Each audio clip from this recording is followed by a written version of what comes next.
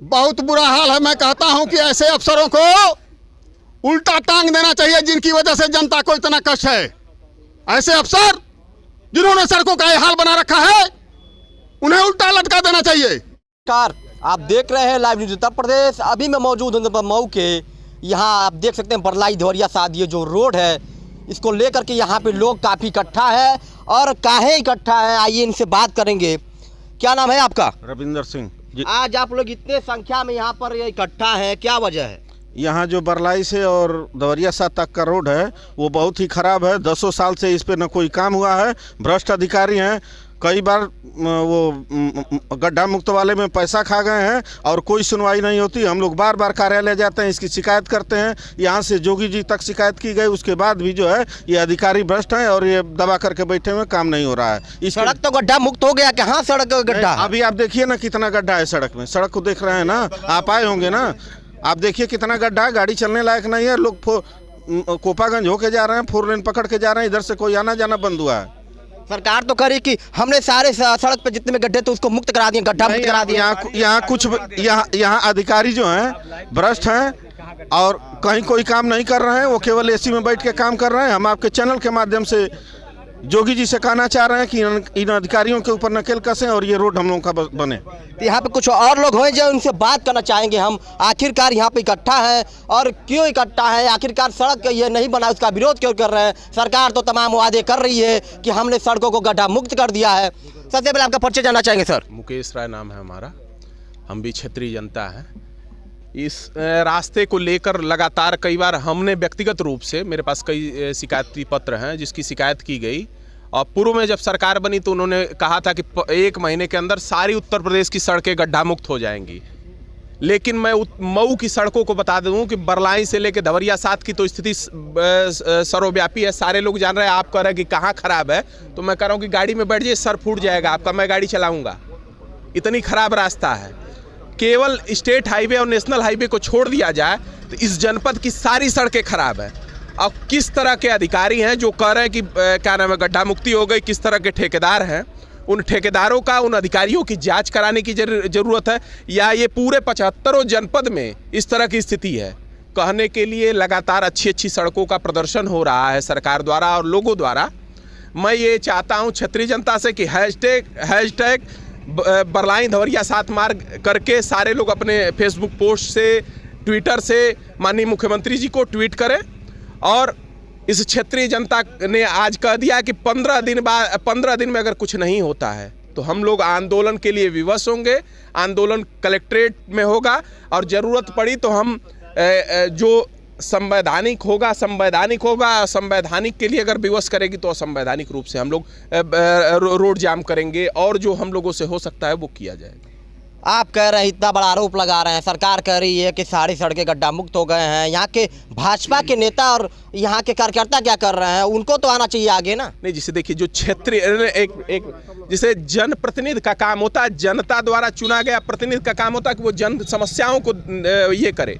लेकिन आज जो जनप्रतिनिधि चुने जा रहे हैं वो किसी व्यक्ति विशेष पे तो चुना नहीं जा रहा है, वो तो केंद्रीय नेतृत्व तो डिसाइड कर देता है। माननीय मोदी जी कहते हैं कि ये पैराशूटर है, भेज दिया गया, आके वो घोसी लड़ लेगा, यहाँ लड़ लेगा।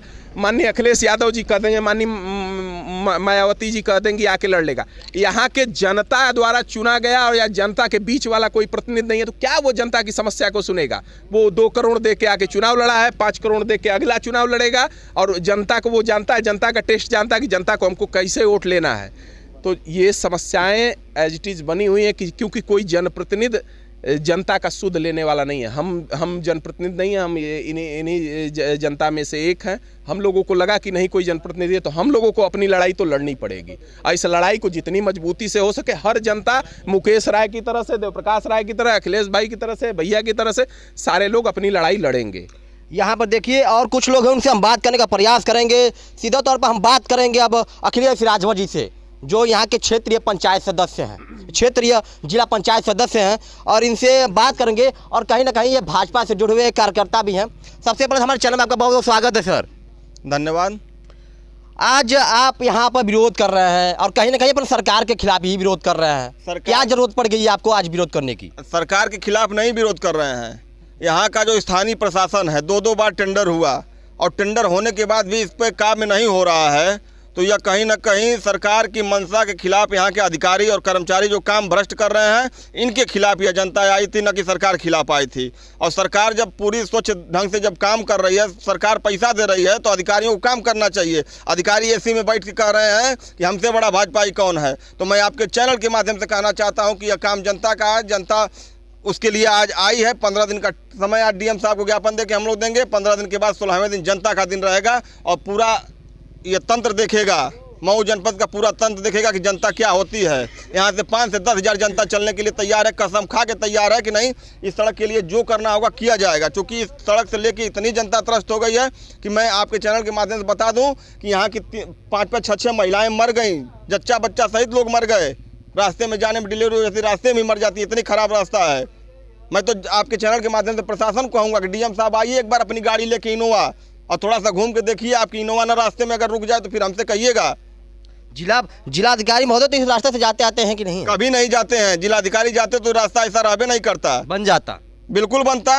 और मैं आपके चैनल के माध्यम से कहूँगा, जनता की तरफ से मैं कहूँगा कि जिलाधिकारी महोदय एक बार आप चल के देखिए कि ये रास्ता कैसा है, कमर बराबर गड्ढा। अब एक आप कार्यकर्ता है, क्या आपने कभी योगी जी से कभी इस समस्या को लेकर के आपने कभी समस्या को दर्जनों बार पत्र दिया गया है, संबंधित विभाग के अधिकारियों को दिया गया है, लेकिन अधिकारी मनमानी कर रहे हैं? बिल्कुल कर रहे हैं, अधिकारी मनमानी कर रहे हैं। अब इसी 15 दिन के बाद अधिकारियों को भी समझ में आ जाए जनता क्या होती है और इनका मनमाना रवैया भी उनके सामने ही आएगा। क्या किया जाएगा अधिकारियों के साथ जो इस तरह का काम कर रहे हैं? शासन इसका निर्णय लेगी ना, यह बात आपके चैनल के माध्यम से शासन तक जाएगी। अधिकारी अगर भ्रष्टाचार में लिप्त है तो कान खोल के सुन लें कि 15 दिन के बाद 16वां दिन जनता का होगा, जनता बताएगी कि नहीं काम कैसे कराया जाता है। और इसी क्रम में यहाँ पे जो हमारे साथ अभी मौजूद हैं प्रकाश राज जी, जो कि यहाँ के स्थानीय है और कहीं ना कहीं समाज सेविका करते रहते हैं, समाज का सेवक, समाज के सेवक हैं, और इनसे हम सीधे तौर पर बात करेंगे। आप लगातार हर समस्याओं को उठाते रहते हैं, मुद्दाओं को उठाते रहते हैं। ये तहसील दिवस है सन 21 में मैंने कलेक्टर साहब के हाथ में दिया था, जो कलेक्टर थे। ये जो है फिर उसके बाद जो है मैंने दिया कि धवरिया साथ की तरफ कुछ पैसे बनाए गए हैं, नहीं बनाए गए, 5/4/21 को। फिर उसके बाद जो है मैंने ये जो है उसके पहले मैं जो है ये 5-6 साल से समस्या है। ये 14 में मैं 26/9/14 को दिया था। ये मैं जो है 5/11/14 को तहसील दिवस में दिया था। 5/14 में ये एसडीएम ने जो है लिखा। तो क्या अब तक आपके तहसील दिवस पर दिए गए प्रार्थना पत्र को सुनवाई नहीं किया गया? ये मगरूर अफसर हैं, भ्रष्टाचार जो है चरम पर है, कोई सुनने वाला नहीं है। अफसर जो है इतने मगरूर बैठे हैं कि वो जानते हैं कि मेरा कुछ नहीं बिगड़ेगा। बगल में मुख्यमंत्री जी का जिला है, यहाँ तो मऊ में इतनी दहशत होनी चाहिए कि एक दरखास्त पड़े तो उस आदमी के घर तक जा करके अधिकारी पूछे कि आप क्या चाहते हैं। अब मुख्यमंत्री जी की बात की है, और यहाँ के बगल में ही बगल के ब्लॉक के गांव के रहने वाले AK शर्मा जी, जो इस समय विद्युत मंत्री हैं प्रदेश में। देखिए, मैं नगर विकास मंत्री, जब मुख्यमंत्री जी बगल में हैं तो मंत्री की मैं बात क्या करूं। मैं मंत्री के बारे में कुछ कहना नहीं चाहता हूं, क्योंकि कहने पर लोग कहते हैं कि हो सकता है कि कुछ रिएक्शन में बोलते हों। मुझे उनके गांव के लोगों ने बताया, मुझे उनके अगल बगल के लोगों ने बताया कि जो दरखास्तें जा करके जब वो आते हैं अपने घर, उनसे मिल करके जो जनता दरखास्तें देती है, जो जनता जो दर्द भरी शिकायतें देती है, उस शिकायत को उनके चले जाने के बाद उनके लोग ले जाके रेलवे लाइन के किनारे आग लगा देते हैं। ठीक है, वो दरखास्त लखनऊ तक नहीं पहुंची है। मुझसे दरखास्त देने वालों ने कहा कि मैं कई बार दरखास्त दिया, लेकिन वो दरखास्त लौट करके मऊ कलेक्टर के पास या कमिश्नर के पास या जिस विभाग से संबंधित थी उस विभाग तक दरखास्त है, तो उनकी क्या बात मैं करूं। अच्छा, एक बात और समझ में आ रहा है हमें, यहाँ के लोगों ने बताया कि यहाँ पर लोग जो है कि शादी करने के लिए नहीं आते। काहे नहीं आते नेताजी? अब बहुत दिक्कत है। आप यहाँ न खड़े हैं, आप जाइए थोड़ा बरलाई की तरफ, यहाँ से लाइव देखिए, रैनी के पास जाइए, यहाँ काशीपुर के पास जाइए, आप देखिए सड़क की क्या हाल है। बहुत बुरा हाल है, बहुत बुरा हाल है। मैं कहता हूँ कि ऐसे अफसरों को उल्टा टांग देना चाहिए जिनकी वजह से जनता को इतना कष्ट है। ऐसे अफसर जिन्होंने सड़कों का ये हाल बना रखा है, उन्हें उल्टा लटका देना चाहिए। कहाँ जोगी जी की खुफिया एजेंसी है, कहाँ खुफिया एजेंसी है, कहाँ प्रशासन है, कहाँ एलआईयू है, कहाँ विजिलेंस है। ये क्या रिपोर्ट जो है जिलाधिकारी के माध्यम से शासन को नहीं जानी चाहिए कि पीडब्ल्यू के लोगों ने सड़क को नरक बना रखा है? या तो सरकार से पैसा नहीं मिल रहा है और या पर पैसा सरकार के लोग लूट रहे हैं, दो बात है।